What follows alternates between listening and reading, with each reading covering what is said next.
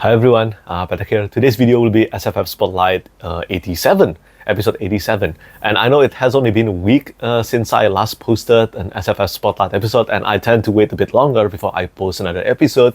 But somehow we already have, I think, 10 or 11 news to spotlight today. So I might as well talk about it in another episode first, because I don't want one episode to be too full with many news. And yeah, today we have about 10 or 11 topics to spotlight. And as usual, if this is the first time you're new to SFF Spotlight, this is a series of videos where I talk about new book news, new Kickstarter campaign, and special edition. And also, I will talk about TV show adaptations sometimes. But for today's episode, for the first news, I'm going to spotlight the Winds of Winter news, again from George R. Martin. But to put it simply, of course, the book is still not out yet. But if you want to know what George R. Martin said in his recent interview, he basically called the Winds of Winter the curse of his life. And I don't know if he should call it the curse of his life. I mean, A Song of Ice and Fire is the most successful series he has ever done. He rose to fame because of A Song of Ice and Fire and the TV show Game of Thrones. But anyway, this is what he said in the interview. There is no doubt that Winds of Winter is 13 years late. I'm still working on it. I have periods where I make progress and then other things divert my attention. And suddenly I have a deadline for one of the HBO shows. I have something else to do. But the two things are not connected. I open a bookstore and people say, why is George R. Martin opening a bookstore? He could be writing Winds of Winter. I don't actually work in the bookstore. I own it. I hired people to do it. If you go to the bookstore, yes, a lot of my books are there, which I've signed. And a lot of my books by other people. I'm not going to ring up your register. I have a theater. I'm not a projectionist. They seem to overestimate how much time I'm putting into these things. I own stocks and bonds too. I don't attend the shareholders meetings. I'm not on the board of directors. I've invested in something and sometimes the stock goes up and I make money, and sometimes it's like now and suddenly I lose a lot of money. But it's not me running it. You've heard exactly what role I played in the Direwolf thing. I'm sitting at home. I might have been working on Winds of Winter and suddenly Peter Jackson is on the line. It did not seriously impinge on the writing of Winds of Winter, but people make it seem, my more fanatic fans, as if it's one or the other, and it's not. I actually think they are connected, even though George Martin said they're not connected. But if they're not connected, the progress is even worse, that the Winds of Winter is already 13 years late. So I like to think that they are connected. But at the same time, you know what? As I always say, I think A Song of Ice and Fire, it has boosted the readership of adult epic fantasy by a lot, and we cannot overstate how important the series is in the genre. But do let me know what you think about this though. In my opinion, as I said, The Winds of Winter will eventually come out, but I don't think A Dream of Spring is ever coming out. That has always been my stance, and I just like to think that probably The Winds of Winter will be George R. Martin's final book, and I look forward to reading that.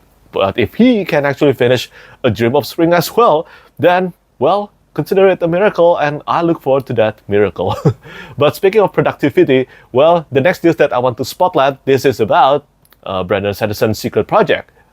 The fifth secret project novel, The Isle of the Emberdark, the cover art for the secret project, which is the Dragonsteel edition, has been revealed. The cover art is done by Rebecca Sorge Jensen, and then the interior artwork, which we haven't seen yet, all of them will be illustrated by Esther Candari. I look forward to reading the secret project. I think the secret project novels are the more experimental side of Brandon Sanderson's work, but I really love Trace of the Emerald Sea and definitely Yumi and the Nightmare Painter. I have a bit more mixed feelings regarding the second secret project, The Frugal Wizard, and of course the Sunlit Man as well. Now I heard the Sunlit Man gets better after we read The Wind and Truth, which I still haven't done. I will try to do it within this year, but that's kind of predicted though from the content of the Sunlit Man. When I was reading the Sunlit Man, I already knew that if I have read Wind and Truth first, there is a good chance I will enjoy Sunlit Man more based on the content that I got. And I look forward to reading Wind and Truth and then maybe eventually rereading the Sunlit Man. But for now, Isle of the Emberdark is coming this year, and I'm excited about it. I think the cover art looks beautiful. And yeah, I will not talk too much about the details of this one in case you don't want to know about what the secret project is at all. But yeah, the cover art has been revealed everywhere, and I hope many of you are not pissed about this cover reveal. I know during the first 4 Secret Project novels, every time there is a cover reveal online of the Secret Project novels, there is always drama of people saying they don't want to see it and they are angry because people are sharing about the cover reveals. And I hope this kind of situation doesn't happen anymore. And then after George R. Martin, Brandon Sanderson, the next news is about Robert Jordan's Wheel of Time. Well, specifically, this is about the TV show adaptation. So season 3 has been completed. After this, I will talk about new books again. But yeah, season 3 of The Wheel of Time has been completed. I haven't watched season 2. I haven't watched season 3. And then it seems like season 3, the reception has been absolutely incredible. I don't know the accuracy of this, but not gonna lie, I'm kinda intrigued to try watching it again. It currently holds a 97% positive rating, I think, on Rotten Tomatoes. That's one of the highest ratings for a fantasy TV show adaptation ever on Rotten Tomatoes. So yeah, maybe I will give the TV show a try again.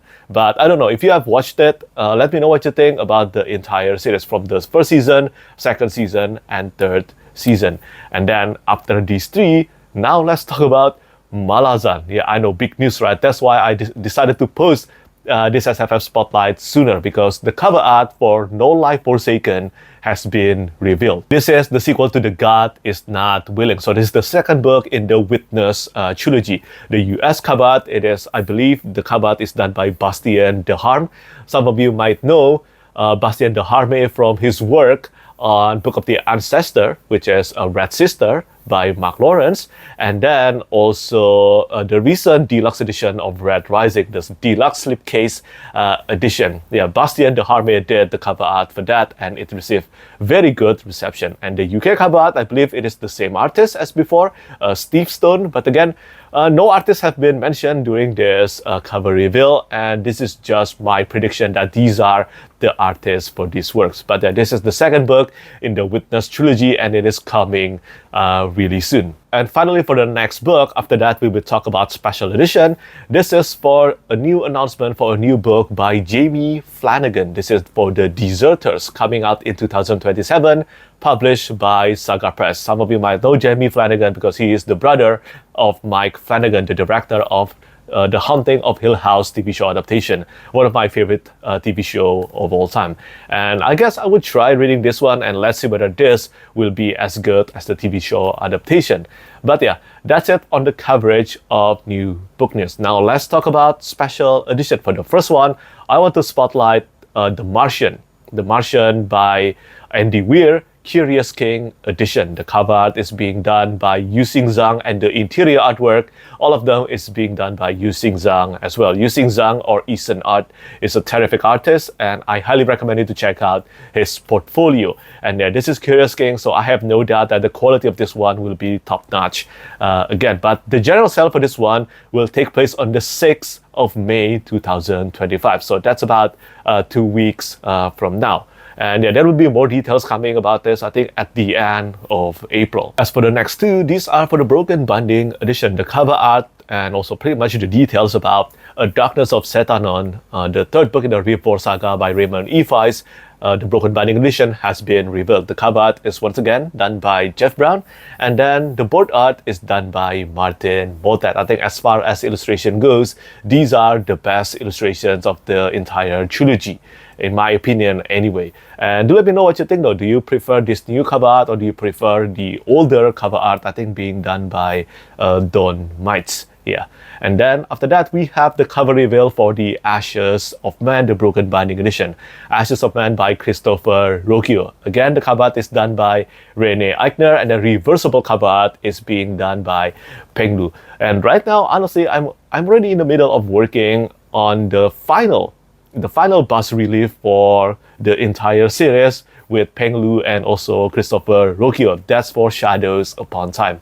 I think this entire bas relief set, it will be absolutely gorgeous. And again, I will do my best with Christopher Ruocchio and Rene Aigner to make sure that the cover art of Disquiet Gods and also Shadows Upon Time looks even better. But the reception for Kingdoms of Death and the Ashes of Man have been very positive, and we're very happy about that. There will be more details soon about when the sales for the second set of the Sun Eater Broken Binding edition will take place. And moving on to the next one, we still have 3 more news to spotlight in today's episode. The next one is about Outlander by Diana Gabaldon, LitJoy crate. annotated edition. The cover art is being illustrated by Stegg, and then the end paper is being illustrated by Harkale Linai. And I think this edition looks gorgeous. I still think that the Santa Press edition, it looks even better, but this one, well, it looks beautiful as well. I haven't read Outlander by Diana Gabaldon yet, and I know some of you missed out on the Santa Press edition of Outlander, so this is your chance, and this is cheaper in comparison to Outlander Santa Press edition, and I believe the quality will not fall too far from the Santa Press edition, because this one will be acid-free paper as well, and probably Smithson binding as well. And yeah, it does come with a slipcase with an illustration by Stegg, which is the cover artist of Outlander LitJoy Crate Edition. Onward to the next one, Folio Society have revealed their summer collection, and there are many books here, but probably the most exciting ones is Sorge by Madeline Miller.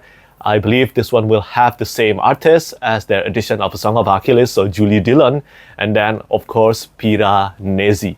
So yeah, Piranesi by Susanna Clark. I know that Bookborn is very excited about this news, and I'm pretty sure that she will get a copy of it. And I have read Piranesi. It is a pleasant surprise. I did not expect I would love that book that much, but I really enjoyed reading Piranesi. And I look forward to reading what Folio Society has cooked up for their own edition. They usually make great and beautiful edition for their books. And finally, the last one is for the Bloodsworn Saga by John Gwynne, the deluxe edition published by Orbit Books. Now this one, it doesn't come with a new cover art. It features the same cover art as before, just without the typography. And then it comes with new end paper and edges, but that's it. I believe those are the new additions to this deluxe edition. So I will let you decide whether that's worth your money or not. But this edition is available. So if you missed out on the hardcover before, then you might want to get a copy of this new set. But yeah, that's pretty much it for today's SFF Spotlight episode. As I said, not too many news contained in this one episode, but at the same time, I don't want to flood the next episode with too many news for you to digest. And yeah, that's pretty much it. Let me know what you think about the news that I spotlighted in the comment section down below. And as always, thank you so much for watching, and thank you for your support. Bye bye. Lastly, I want to say thank you so much once again to all my patrons who keep on supporting me.